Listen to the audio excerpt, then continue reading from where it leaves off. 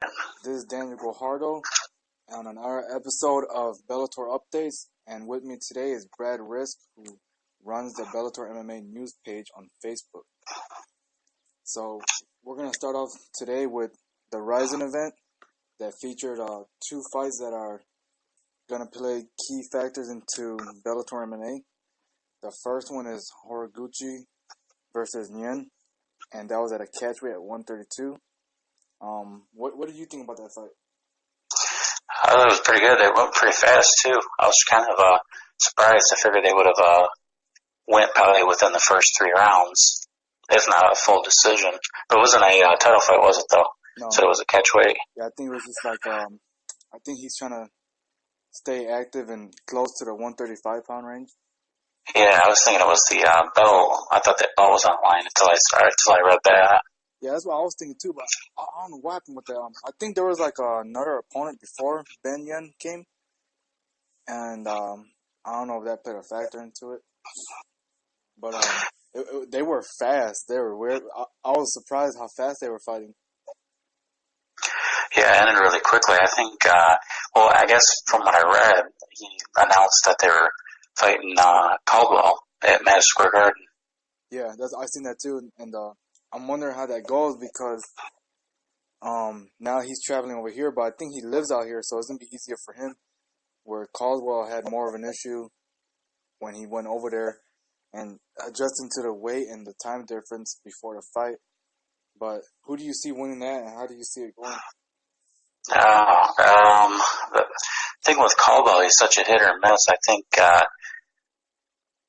sometimes it seems like once he loses a fight, he ends up coming back and getting that win back really quickly. I'm kind of tossed up on that one.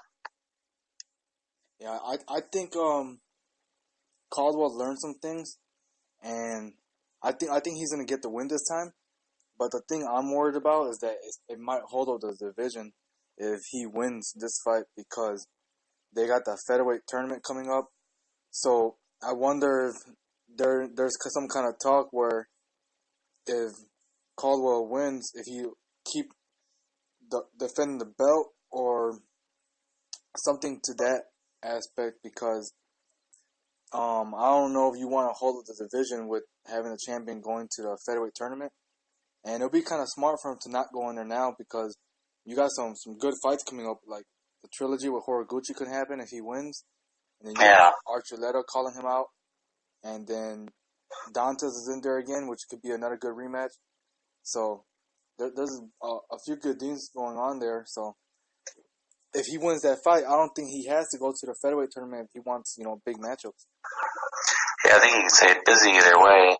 I also think that if he loses that fight, there's no real purpose for him to be in the Grand Prix tournament. Yeah. It almost just like hurts his credibility going in there. Yeah, that's a good point. I didn't even think about that. So they'd almost just have to hurry up and do the trilogy fight again, or just give Archuleta the victory. But I wonder how many times, if I can say his name right, Horiguchi ends up fighting for Bellator. It sounds like he might only do it once a year, from what he was saying. But everything changes. Yeah, and so that's going to be another interesting thing too, because part of Archuleta's contract was that he wants the title shot. So if Horiguchi wins, I wonder how they're going to do that, because he's probably going to go back to Rizin to defend his flyweight belt or maybe even the bantamweight belt. And then you got guys in the bantamweight division for Bellator that, they kind of want their title shots. But at the same time, I can understand the whole situation too, because Archuleta's only had one fight at bantamweight. So I think the only fight for him that makes sense right now, since Caldwell's going to fight Horiguchi, is Archuleta versus Dantas. Yeah, I like that fight. I think it would clear up the division too a little bit, like give it a straight number one contender. Yeah. Now, how do you see that fight going? I'd say that's a close fight too. I think Dantas, he's the same kind of way. He gets on a winning streak there, but he also he can't ever get that momentum going. I don't think. It seems like when he's the champion, you don't have the momentum as he does when he's not the champion. Yeah. So I see that can go. I wouldn't be surprised with either one. Depends on whoever brought their A game that day. I kind of think Archuleta would take that if I really had to pick. But it'd be a close fight. It feels weird because the bantamweight's always been overlooked in the last like 5 to 7 years. It hasn't really been like this talked about since Joe Warren was holding it down. So it's kind of cool seeing these guys get that extra spotlight now because you got Gallagher, Moore in there, Archuleta, Dantas, Bandejas, and now you got Caldwell over here fighting Horiguchi. It's pretty cool.